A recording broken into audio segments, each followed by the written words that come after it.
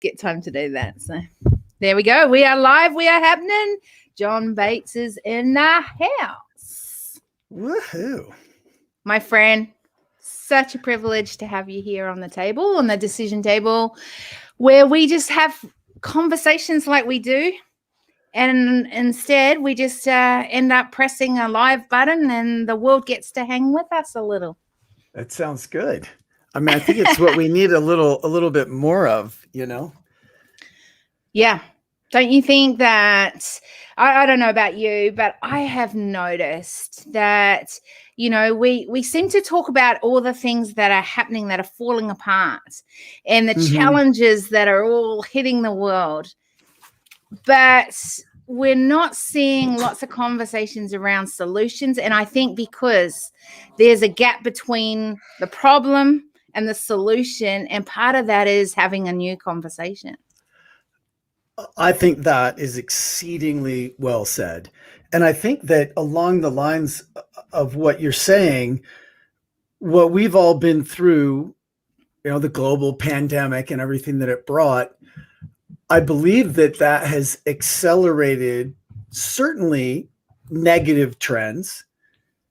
And it's also accelerated some positive trends, you know, and I think Totally. that one of the big, you know, one of my favorite things to say about this, because I think both sides are so true and so relevant, both pieces of this, we are all in the same storm.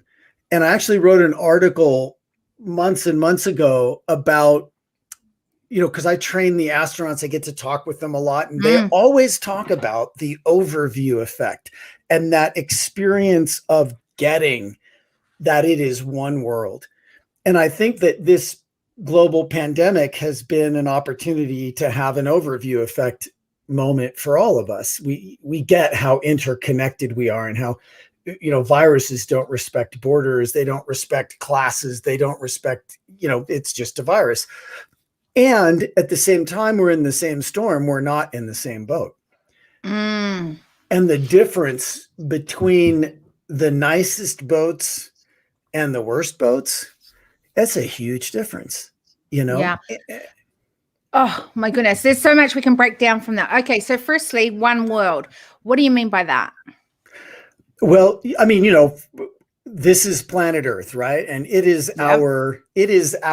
it's the only thing. And I'm all about exoplanets and I love studying space and I read science fiction. But, you know, I'll tell you what, even the most rosy outlook of getting humanity to exist by moving beyond Earth is far-fetched at best, especially right now. Like if we blow it in the next few years and mess this thing up completely, we'll never make it to the point where that's even a hope, you know? So that's the first part for me, is just like the ecosystem, the environment. Like this is our life support system. This is our, you know, and I do wish that, I mean, I wish there were some way we could all have that experience of seeing that, because they always talk about that colorful blue jewel that is so unbelievably beautiful hanging in the midst of this utter blackness. And that's it, you know, like there's no plan B for what we do if we mess up Earth. So, you know, that's what I mean on the most fundamental level. And then I think that, look, I understand the need for national borders, and I understand, you know, like I get all that stuff. And at the same time, the virus doesn't respect a border. You know, when you're up there in the space station looking down, it's not like there's lines between each country, you know. Yes, that's all an overlay, and it's a useful political overlay, and you know, there's aspects to that that are good, but there's also the fact that it's just one planet, you know, and the CO2 emissions and the methane, I guess you guys would say methane emissions, like whatever, they don't stop at the border. I just think methane sounds kind of cool. It does, but I always get told off because I like the way you guys say things so much more than I do. That's funny. So I end up trying to sound like you guys because I love the sound of it. It's like that sounds so much more sexy. Methane. Well, we should just keep talking because I love your accent, and if you well, there like you go. mine, So then that's exactly, awesome. we're all good. That's why we're good mates. Here's the thing. Here's the thing that I find interesting. I got invited, and this was, before the pandemic hit the world, so it sort of got put on hold. But I got invited as a to go onto a board as an advisor around a global advisor around. And I just thought this was hilarious because I was always, I work with global leaders, and so I went intergalactic. So really, what they were wanting me to do was to go onto this this board that talked around bringing resources from space but back to Earth, and then Earth to space and things like that. And I thought that was such an interesting concept because I don't know that we're even doing it well here on Earth, and now we're looking at doing it in places like space and other planets. And I'm like, where do we even start when it comes to concepts around like that? And if we start mining there, or what are we going to do there? Feels full on. Any thoughts around that? It is pretty full on. And my first thought is that, it's weird because I'm not fully a conservative, in the true sense of the word, but there is this part of me that just I guess maybe I'm more of a conservationist, maybe would be the way to say it. I don't want to cut down rainforest, and I don't even want to make big marks on the moon. I think it's pretty cool the way it is. But at the same time, as we move forward here, we're consuming resources on Earth at a rate that is utterly unsustainable. And to do that, we're destroying our living ecosystem.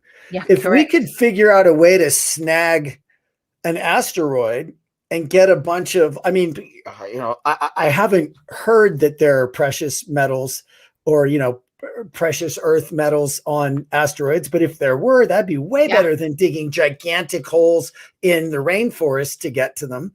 And if there were a way to snag some of that stuff that's flying around, or even bring it back from the moon, and that would save us from having to destroy ecosystems on Earth, I'd be pretty into that. And I don't know what the energy requirements are, or whether that's ever something that could actually pay back, but I think it probably is.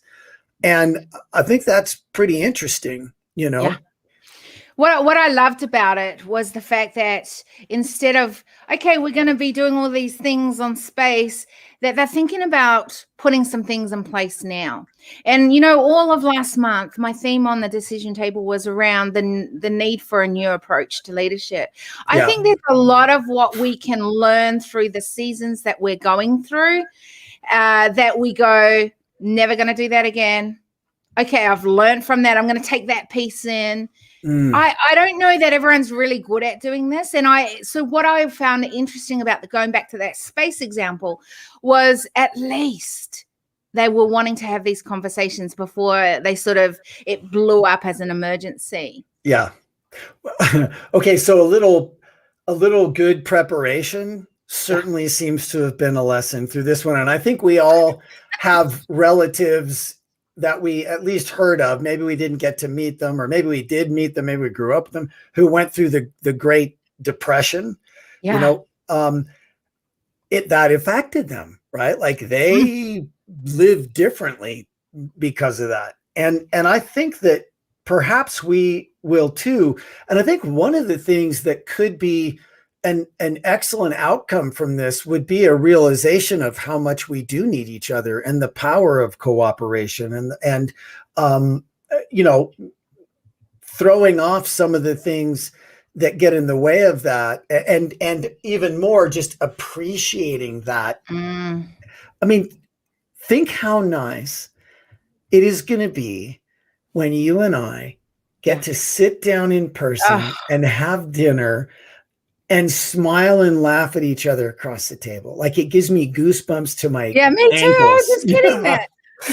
You know, we're never going to take that Yeah. for granted the way we did. But here's the thing. So I love that piece. I love that, you know, that all I'm about is collaboration and the collective, because I know that we are more powerful in bringing impact when we join our resources, our you know, the learnings that we have, and are able to then develop things from that. Yeah. It sounds so good in theory. And I'm finding myself saying this so much lately. It sounds so good in theory, because it is. Logically, it kind of makes sense. Yet not many are doing it, or it isn't. Like, I have been looking for great examples across the globe of amazing collaborative ecosystems. There are some, don't get me wrong. There are definitely some, but they are very far and few between. And I look at it and I go, how can we build this out as a framework so that we can actually do this in much more effective ways? Well, you know, when the internet, I got on the internet in 1987 at UCLA. I worked at the first ever Macintosh computer lab that was connected to the internet in the world. Just pure luck.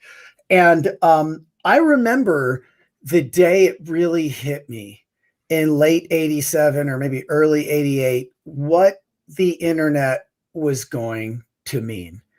And I couldn't stop talking about it. You know, it's like standing up and freeing our thumbs, man. I mean, this is like discovering fire. Like, we're a collaborative species, and this is going to allow us to collaborate on a whole new level. And, you know, I had no idea. I wasn't thinking nearly enough about the downside. You know, it does turn out, though, that the internet is a Scorpio. It was born on my birthday, October 27th. So it's an early Scorpio, but I think we're seeing the impact of the internet being a Scorpio. But that, okay, that's a new. I have not thought of it quite that way before, I have to say. but the collaborative possibilities, and then you know what happened just now, what we are living through as we talk. Yes. E-commerce grew about 1% a year for like the past 20 years. Then the pandemic hit, and it grew a decade's worth of growth, 10 points of growth in 8 weeks. That's why this all feels like it happened so fast, because it freaking did. It's a decade of growth in 2 weeks, 8 weeks, 2 months. And so we are obviously experiencing growing pains. You know what I mean? Yeah. And there are all kinds of downsides. And I still remain hopeful that we can do just what you're saying. Put together, you know, figure out better ways to collaborate on a larger scale. I think it'll be a combination of in-person and virtual, with much better, you know, heavy lifting through virtual, and then whatever we need in person. And, you know, sorry, this is a really long thought, but can I finish this?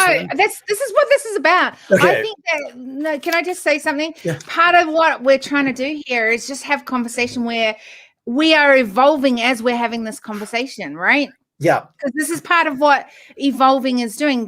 We don't know all the answers, but we are starting to ask questions and evolve with that. So keep going. You've got all this time. Okay, because this, you know, I think, so all of that, and recently I read one of the most interesting books that I've read. And I'll tell you a quick story before I tell you the book. A number of years ago, I was at a conference and I met this guy, and we were talking. I thought he was very cool. And he worked with dogs and things. And his name's Brian Hare. And I, you know, in our conversation, I heard that he was into evolutionary biology and stuff. And I said, oh my gosh, I just read the most amazingly cool thing. I just read this paper about how human beings are the only primates with whites in our eyes. Yes. And we're one of the only animals with whites in our eyes. And it turns out we evolved whites in our eyes in order to better understand what each other were thinking so that we could collaborate better.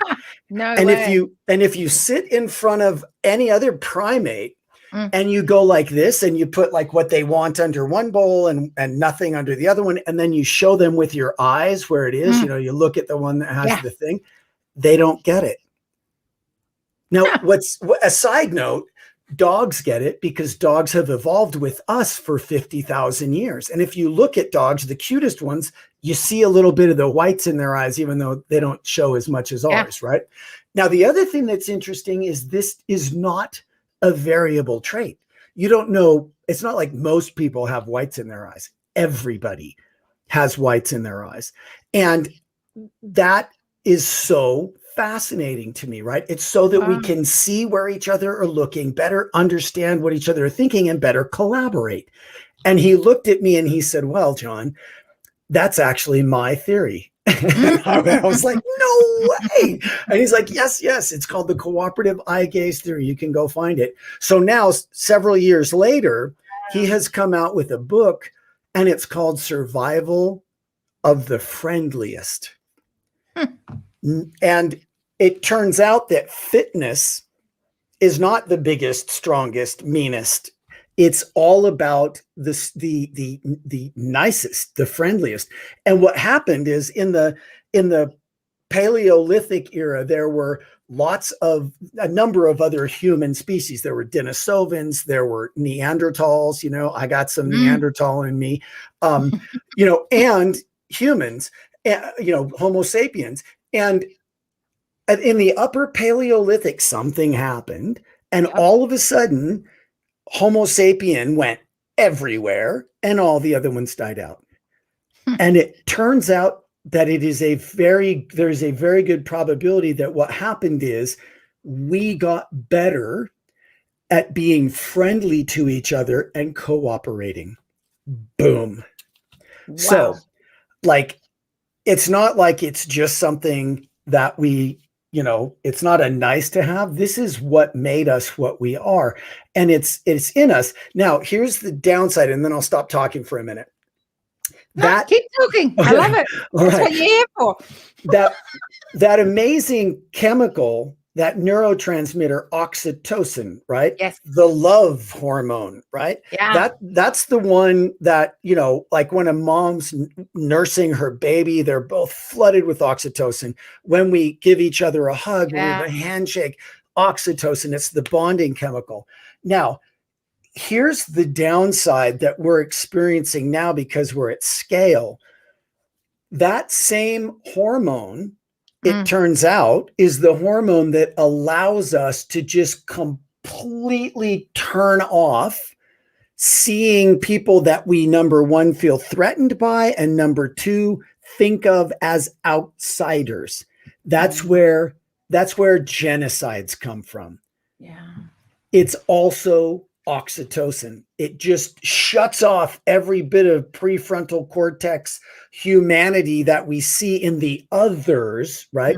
And if you look at political speech, particularly in the United States, but across the world, it is very illuminating to start looking for and noticing dehumanizing speech.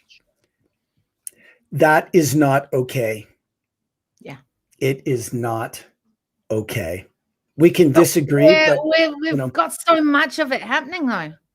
Well, you know, it's very powerful. It's a great way to bond this group against that group. But then you see things like that, you know, the policeman being beaten to death with an American flag.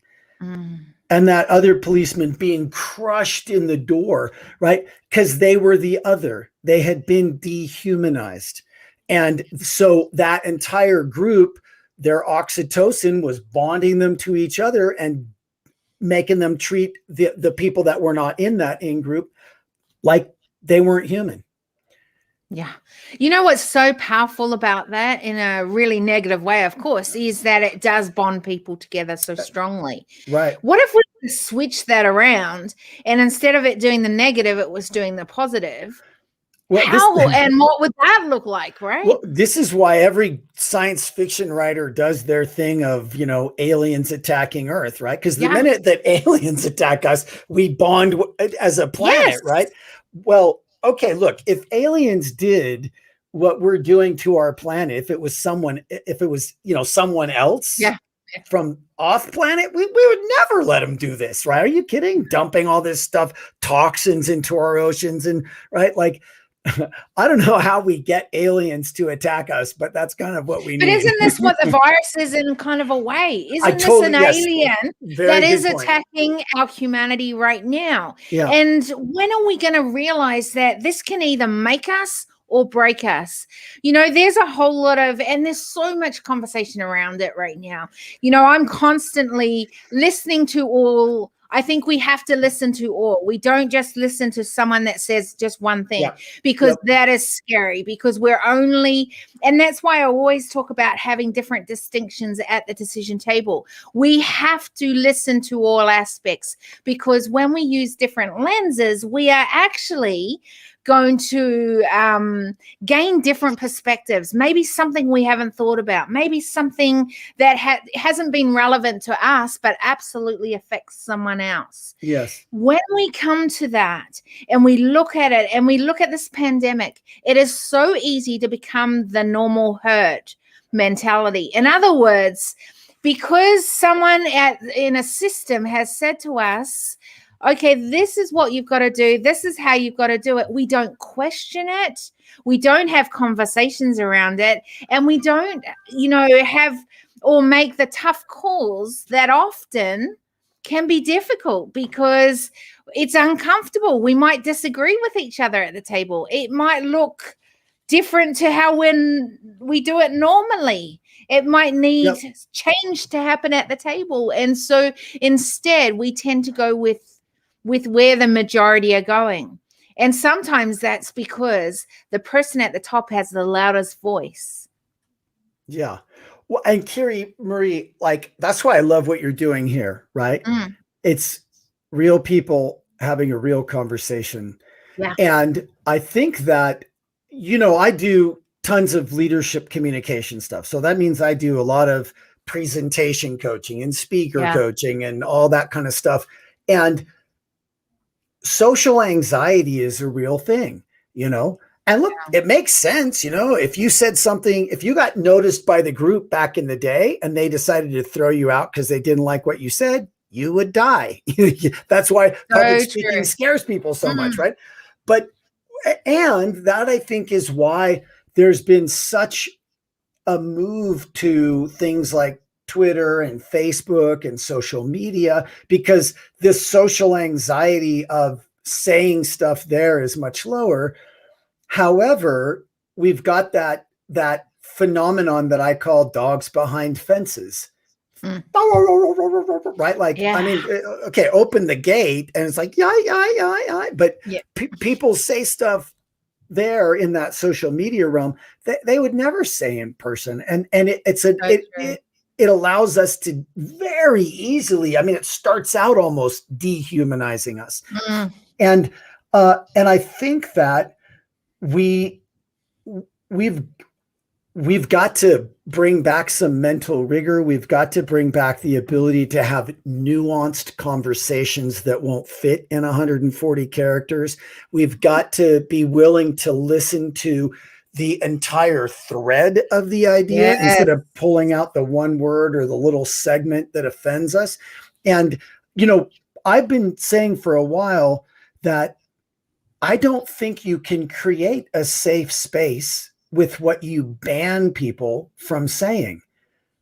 I think the only way you can create a truly safe space is with the quality of the listening in that space. I like that. So and like you, I'm going out of my way to seek the opinions and get the perspectives of people that I definitely don't agree with on a lot of things. Yeah, exactly. Right. Well, I mean, one of my dearest friends on earth is this guy I know in Ireland. I mean, and he's a soul brother, and we have very different political views and we feel very differently about a lot of things. And we've been talking through the pandemic about what, his perspective on things and mine. And I feel like it's made my perspective richer and more valuable. And I still don't fully agree with him, but I have a much richer perspective from it. And I think he does too. Yeah. So here's the thing. We have a different conversation and maybe we don't agree at the table. All good. But then how do we bring that into collaborative things? So I like what Tanya said here. She said, woohoo to Scorpios first. People talk a lot about collaboration. And she said, but do they know how to truly collaborate? And I think that, we know we've got to have these uncomfortable conversations. And we know that we're not necessarily going to agree at the table, yet we need to be all at that table. How do we now take that uncomfortable conversation where we don't agree to then build things that collaborate? Boy, it's a really good question. And I think that although it's not the place we should end this conversation, I think the place to start that is with what doesn't work, because we definitely know that. Yeah. And I think that it just doesn't work to demonize people with different ideas.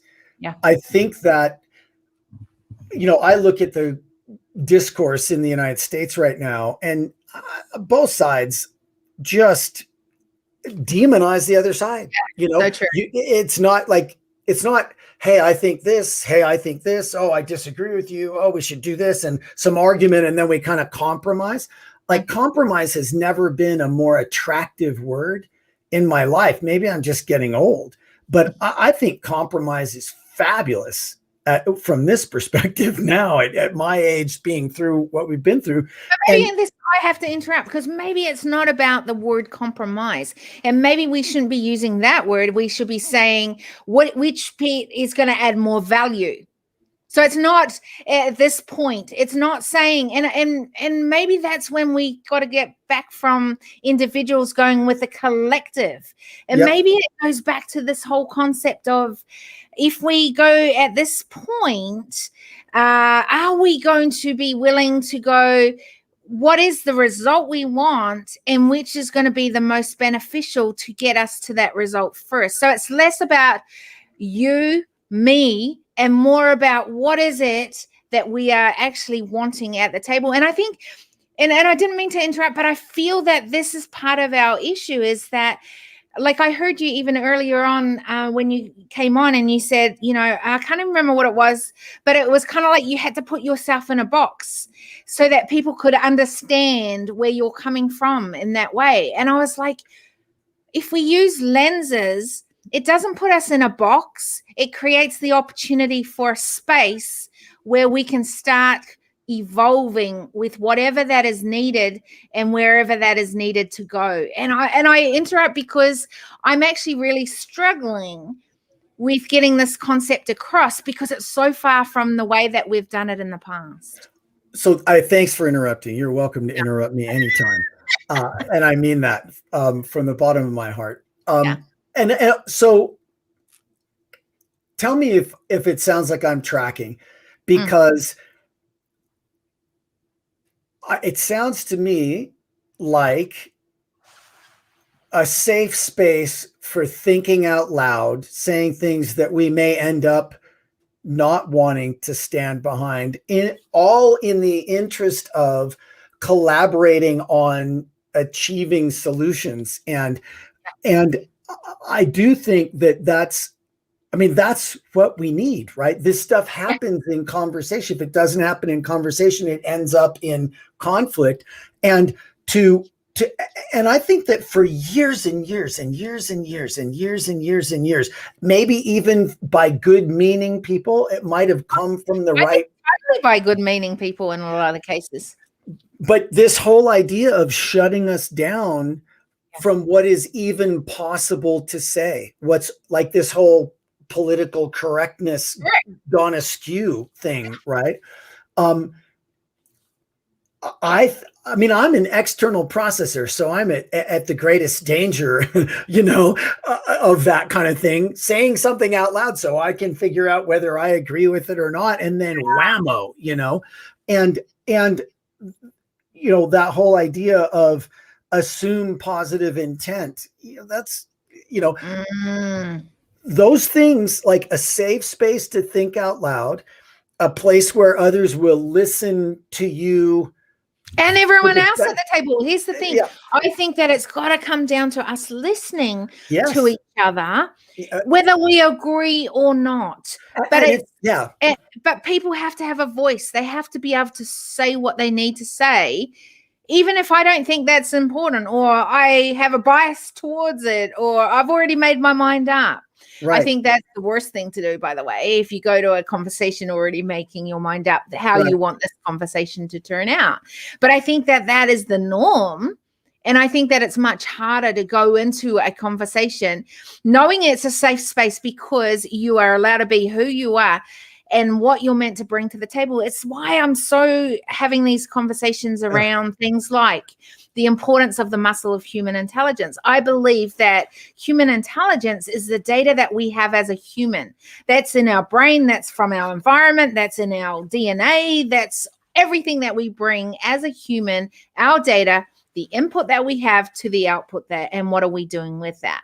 Yeah. What if we came to and the other piece of this is seeing humanity as stakeholders at the decision table, not it's all about gender inequality. I'm a massive advocate for making sure that we've got the right people and the right, doesn't matter what gender you are at the table. Don't get me wrong. I'm massively behind that. Same with the racial tension. But I think that at first we have to even the playing field, and evening out the playing field actually brings it back to the one thing we can all relate is that we're human at the table first. So humanity becomes the stakeholder. So it's less about what I need and more about what is humanity needing and how are we going to make sure we're leaving behind a legacy that our children and our children's children and whoever else that are coming can springboard off. Yeah. I think that if we bring it back to humanity and we bring it back to humans being able to think and make smart and trust the decisions that are being made, and that we can communicate with each other. But it's again, sounds so good in theory. How do we actually do this? What would it need to look like for us to be able to do this? Now, I've got lots and lots of ideas, and that's why I'm having these conversations, because I'm like, okay, if one person can think this one can think this, if we join those pieces together, maybe we can come up with this pot of seeing how we can collaborate in more effective ways. Like that's the whole idea of what I'm doing. But, what do you think? Any insights? I mean, I think it's absolutely crucial, and I think that to create, like, one of the first steps to create that environment is to agree that we can talk about anything. Yeah. And to stop making each other so small that we can't hear something, right? People are big. They can handle hearing anything. And if we came in a place where it was okay to say anything, and we're all headed towards a goal, like it's forward the conversation, please. But anything can be said, and people are big enough to hear and deal with anything that's said in that committed environment of moving forward. Yeah. That would be a really big one. And then I also think that one of the pieces that I just miss and long for and mourn is intellectual rigor in conversation, right? And even in a space where we're focused on intellectual rigor, their feelings have a place. That's absolutely true. And mental rigor, like, where did that go? That I think that a space where people could hear anything, we made each other big instead of making each other small, and we brought mental rigor. Yeah. And the cynic in me says it sounds like a really tall order these days, but we But I have don't think that. it is. It's Tall not. order. It's not. It's not. It's only a tall order if we think it is. Because here's the interesting thing. We're on day 17 of using the lens of the muscle of human intelligence and the importance of it, right? Yeah. And like you're bringing that back up. I think that there is this need for us to be able to bring our intelligence at the table. I've had some interesting conversations, and one of the things that has really stood out was a lot of us as young people, it was kind of smashed out of us. If you were thought differently, if you maybe question things, it was either you didn't use it. In my case, I didn't use it. The other day I was on I had someone on here, and they're very extremely smart, and because they didn't care what others thought. So they just, they said it actually ruins so many of their relationships because others didn't get them, others didn't connect with them, and because of it, they were smashed down because of it. So we either kind of dumb it down, or we smart it up, and then we're smashed down because of that. How do we embrace the fact that I really want to know your smartness? I want to know that you think. I want to know where you're coming from in that way. And I know that that's going to add value to the table. I think it's changing that and the framework around that we need to start questioning. How do we actually engage? You know, I think, sorry, I'm kind of being messy here in this myself, because I think it's like the Steve Jobs, you know, like I reckon if he was given a space to be that smart side of him that he had, without any judgment, without having to conform to the way that you're meant to communicate, maybe we would have seen even more. Yeah. Well, I think that thing you're pointing to is an important thing to be finding, and maybe even more importantly, to be creating, because I think that is a space that we need desperately, and that could make a huge, huge, huge difference. You know, tell me why you think it's so important. What difference would it make if we had a space like that? My take on where we are as humanity right now is that we're in an exceedingly precarious place. Yeah. We gave enormous amounts of money and intelligence to companies that created artificial intelligence that shapes every moment of every day. And it turns out that AI that they don't even understand so well decided the best method to monetize was to divide us. If we don't solve that problem, and it's not just on social media, right? Like that has now rippled out into the fabric of reality, and reality is fractured into how many people are there on Earth? You know, that many different shards. Every single person has a different feed. Every single person sees different quote unquote facts. And so that space that you're pointing to, I think, is an antidote to that incredibly damaging thing we have going on right now. And I fundamentally believe that if we don't solve what I would call the social dilemma after the movie, if we don't solve that, we never solve any major problem on Earth again, including things like climate change, the water problems that we're having, the energy problems that we're having, I mean, like all that stuff is completely out of reach. And it blows me away that there are still places across this globe who don't have access to education, don't have access to the water, don't have access to a lot of things that would, we take for granted, and we complain because we're so not well off. Well, one of the things that I have been thinking about a lot more lately, and it's one of those things I'm scared to say, so I'll just say it here. Say it, yeah.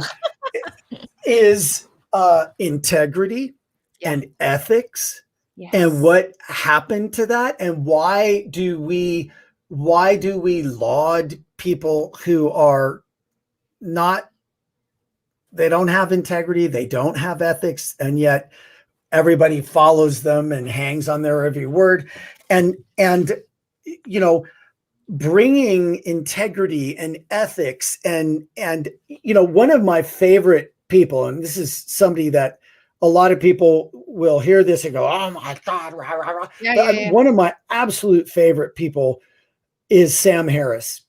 And I saw him at TED in 2009 speak, and he gave a speech called Science Can Teach Us What Is Right.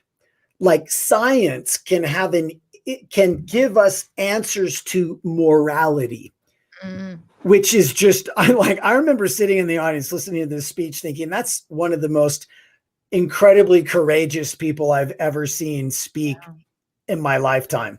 And I agree with him. If we look at what contributes to human thriving, and what if we look at what contributes to human thriving, both on an individual level, on a small group level, on a large group level, and on a planetary level? Because I guarantee you that if we took better care of the people who have nothing, everybody would be better off, including those who have everything right now, you know, and you know, if you're a billionaire right now, you can fly around and do a lot more than somebody who's not, but it's still impacting your world that the whole thing's been smashed by coronavirus. And, you know, I just think that that conversation on what leads to human thriving and what if that was the guiding light for our policy decisions and the way that we approach things, and you know, or what if that was even folded into the conversation some, right? Yeah. Look, here's one thing. I'm creating a training around leadership awareness and, you know, using that as one of the fundamentals, I believe, to leadership. And one of those that I talk about is ethical leadership. Like, what if we were to use a lens or a filter that is around ethical leadership? What would that need to look like?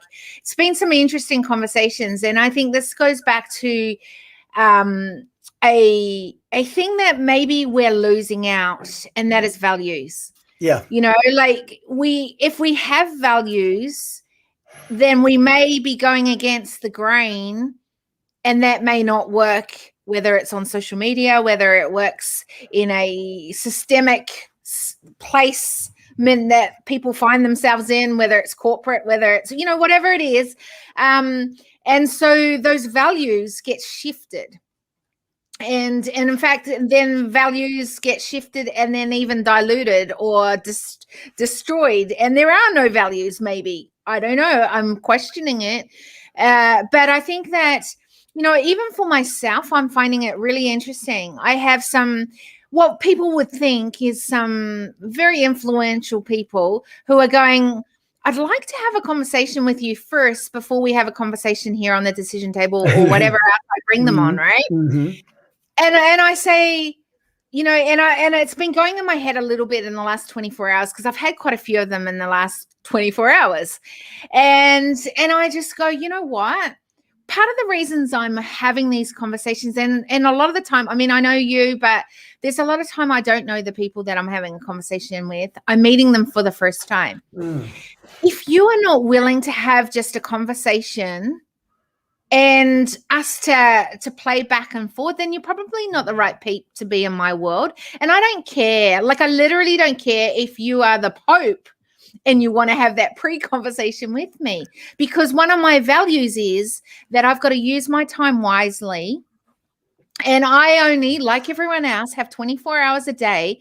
And I damn want to make sure that I'm using those to make sure that my non-negotiables are in place. And that's family.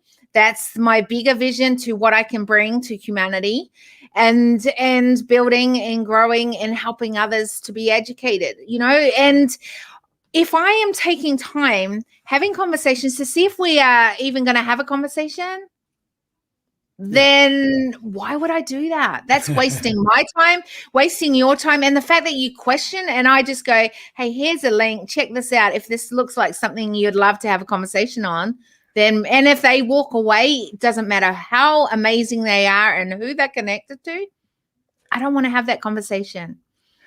Well, I mean, I'm a surfer, so I could be projecting, but I think one of the values I hear under that is go with the flow, right? Like being in the moment, being able to just jump in and engage, and that is, and connect. It's the connection piece, because if we don't connect as humans first, then I'm going to put you in a box. Hey, I'm John Bates. I am executive speaking. That's what I do as my, job. That's who I am. That's what I'm about. No, you're not. You're John Bates. That is the whole person. I didn't even ask you what you did when you came or told the world what you do, because I think that we have got so lost in identifying how the world wants us to be. We've forgotten to even ask questions. We've forgotten to even figure out and evolve and figure out, what does that look like to be John Bates? Yeah. What do I stand for? Yeah. And what am I willing to be? And I think this goes back to that ethical side of it. If we don't have values, then are we being ethical in the way that we're, and is it going to be adding value to humanity, in my case, going forward?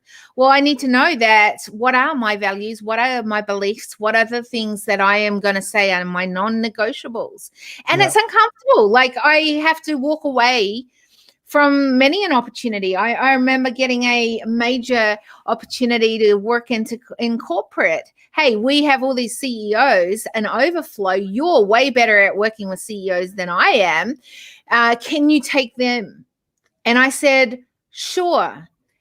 And then he goes, but the only thing is, you need to basically look like a penguin. In other words, dress up in the corporate look like. And I said, how can I teach what I teach, which is that we are meant to be innovating new solutions, when I look exactly like everyone else, and that I want to create the culture within our organizations that are actually where we want our organizations to go, and not look like the same, sound like the same, and do things the same way. So I had to say thank you, and walk away. And it was big dollars I was walking away from at that moment. Yeah. But I have to say, I have been so grateful to stick to my values, but it's not been the easy pathway. And I think that that's sometimes where humanity, like we want that quick pill, we want that success straight away. Maybe there's egos involved in it, and really it's more important to be an influencer than it is to actually bring change. Whereas I'm all about the bring change. I hate the fact that you kind of got to build platforms, but I get it. It's interesting. I don't know. Well, I think that what I hear in that for myself is that those values, as much as that, I mean, the great thing about having your values and being clear about them, and being willing to,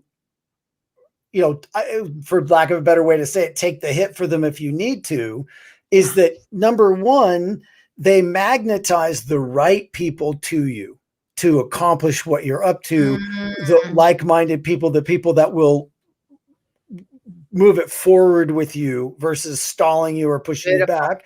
And the other thing that I think was a huge moment for me is when I realized that everything that I was putting out into the world, I was thinking about it at the time, early in what I'm doing now, like a net, catch everything. And it hit me. I don't want to catch every fish in the sea. I want to turn all this into a filter that keeps out everything but the right fish, if you to use that terrible analogy. But so it's not, because guess what? If you had all this fish, that net would break. Yeah, and you'd actually get no fish out of it. Yeah, exactly. So I think that the being true to your values brings higher quality interactions, and it also gives you a chance, even though it was big bucks, to say no to something that probably wasn't going to be lighting you up anyway, you know? Yeah. Yeah. And I think that, like, I'm aware of how lucky I am to be able to say this. Yeah. And I'll say it anyway. I just don't think that success is success unless there's some aspect of fulfillment in it. Yeah. So I think that's another aspect of being true to your values and letting them guide you, is that fulfillment level goes up a lot too. Here's the thing about this though. Firstly, you've got to have some values. Yeah, well, there is that, there is that. Just a thought. Yeah. And then you've got to believe in your values and stick to them. And then you will, like you said, magnify it and attract those ones that are right, that will come on that journey with. Well, I mean, and listen, if somebody's listening right now and they're maybe early in their career or early in their experience on Earth, or just are just deciding, you know what, this sounds good, I haven't really thought about this.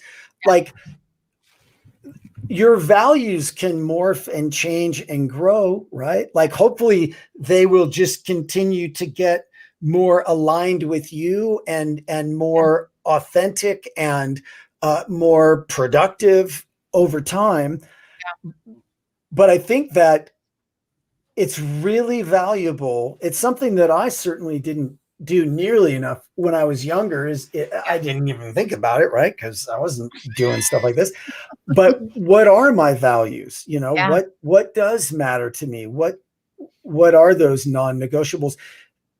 Because there's so much to do, and there's such a torrent of input and such a torrent of opportunities, good, bad, indifferent, but there's a torrent of them. And once you get clear on your values, navigating that stuff and surfing that stuff and catching the waves that you want to ride becomes so much easier and so much more fulfilling and so much more successful too. Yeah, so true. So if someone wants to catch the wave with you, to speak more and get the message out, where do they connect with you? The best place is just go to executivespeakingsuccess.com. And when you go there, there's a very easy to get rid of annoying pop-up that allows you to get my weekly mini training. And I don't do a newsletter. I do a mini training every week because I want to provide value. I have so much that's been given to me that I want to pay forward. So that's a great place for me. And, if people are interested, I am going to be doing, over the next year, I'm doing one next week, starting Monday, but then I'm going to do them on a regular basis. I'm doing a thing called Powerful Virtual Leader. So if you search Powerful Virtual Leader, John Bates, you'll probably be able to find that. And it's a free 5-day masterclass because I just think we need it. I see what's going on out there and I want to make a difference. So I love that. Okay. So at the end of this decision table, I always ask this question because, like I said, the fundamentals to leadership, I believe, are leadership awareness, leadership ownership, change, and sustainability. And so part of that is today we've had a conversation. We've created some awareness around some amazing, we have dived into so many deep things. I know both of us have felt really passionate, and we can because we know each other as well. So we can play full heart out on this conversation. Yes. And I loved it. I really, truly have. And I think that, there's been so much droplets of wisdom that have come from this conversation. But I also say it's great to have a conversation, but what are you going to own from this conversation? So my question to you is, what are you taking from this conversation? It's a really great question. And I think that one thing that I'm taking is to think about, what could I do? What could I do as an individual? What could I do perhaps with my organization to create that space that I don't even know how to describe it perfectly right, but that space you're creating here, that space where it's the listening that makes it safe, that space where you can say anything and hear anything, and we all trust each other to be forwarding the conversation, and yet we're not just preaching to the choir the whole time and agreeing with each other. And that is so missing and so important, that I think, and I don't have an answer on what I'm going to do or even have any idea, but I'm going to keep that in the forefront of my mind. And I'm going to think about what I personally can do and what my organization can do. And then the other thing that I'm taking away is, maybe I'm not doing enough to listen to people that I disagree with. And I don't mean this, the people that are saying just stupid things, the people that are acting badly, even though they maybe are good people, but they're acting very badly. I don't mean that. I mean, who are some other people in my world, in my life, that I could really deeply listen to and learn from, and maybe start to practice creating that space that we're pointing to from the decision table. Yeah. I love this. This is so, your willingness to evolve. This is what I think is the new approach to leadership, where we are so willing to go, now we've got this awareness, what are we going to do with that? And that's where the change is. And I think that, part of that collaborative thing is that if I'm doing it, you're doing it, Mary down the road's doing it, Bob's doing it, then we start shifting it from problem to solution. So it does bring a change. So I'm loving hearing that. I love, I especially love the conversation where you, you're saying I'm going to have those kind of uncomfortable conversations with maybe people who I don't agree with. And I laugh because I often say that was just such a stupid conversation. And I think when we think at such a level, and I just, as a fellow, or, a chick who at a long time of my life didn't think she was smart, but realizes she's got some real good smartness in there. I want to recognize your smartness too, because I think that, and I want you to embrace that side of you, because we need to hear more of that. We need to hear some of this thinking that you have, so that we can start evolving and continue to evolve along this journey of our thinking, because you don't know what you don't know. Yeah. But when you do, I think there becomes a responsibility. And that's what I'm taking from our conversation today, is that, the more you started diving into it, and even though you didn't have it all sorted in your brain, I love the fact you were thinking out loud and working through it, because I get to learn from the way that you're thinking or where you're going with that.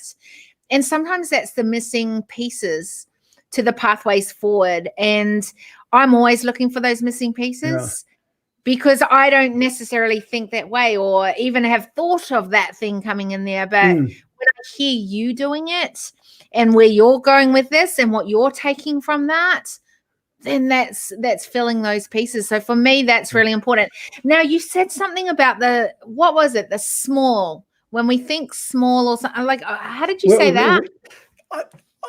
I think I was talking about how we make other people small. Yes, that one. By thinking that they can't handle what we're going to say. Oh, they couldn't. I couldn't tell them that, right? They can't handle it. Yeah. Okay. That's a real showstopper. We're going to get far with that attitude. Yeah. And you know what? It really is selling people small. It's making people small, much smaller than they are. People can actually hear anything. And if you want to think about it a little bit, like if it still worries you and you're still tempted to make people small because they can't handle hearing that, I think the step to take is to focus on, how could I say it in a way so they could handle it and so it could land? Because there's a lot of ways you can say the same thing, right? but how could you say it and be responsible for what they hear? So they do, they can handle it and they do get it, you know? Yeah. And that's what I want to take away from our conversation is how can I be more intentionable? I don't even know what the word is. You know what I mean? Have Intentional. intention. Yes, absolutely. It's one of my favorite words too, by the way. Wow, that was like for yeah. a dyslexic person, that's quite a tricky It's word. very good. Yeah. So have more intention around ensuring that I am making people feel that they are safe, and I mean safe, to be able to be who they are, bring what they're meant to the table, and to have a voice at that table. And I know that my work is all centered around that. But just even when you say the small, I go, who have I made small or felt small because I didn't realize that I communicated it in a way that wasn't beneficial? Yeah. Wow. And I mean, you know, that's why you are who you are, because instead of saying, oh, I never do that, you say, where did I do that? How could I be better? Yeah. That's why you are Kira Marie. Well, the world is grateful there is only one Kira Marie, because more than that is a little bit of intent right now. I think we're grateful that there is one, and maybe we're grateful that there's only one. Yeah. But we're certainly grateful there's one. Thanks, John. And I'm grateful for you and for you being on the decision table. And boy, has this been an amazing conversation. Like, I have loved it, my friend. I've loved the fact that we could go deep. We love Kira Marie more. Someone said, I don't know who that is, but thank you. Appreciate you. But here's the thing. I think that we can keep shifting this dial forward. I think that we can go from problem to solution. And I do believe that it is us as a collaborative and a collective that we bring our smarts to the table and we figure this out and evolve together. And I've enjoyed being able to do this with you today. So thank you. And, you know, so grateful for you. Thank you. You're very welcome. It was a blast. Thank you for having me too. You're welcome. Okay, I'm going to end this broadcast.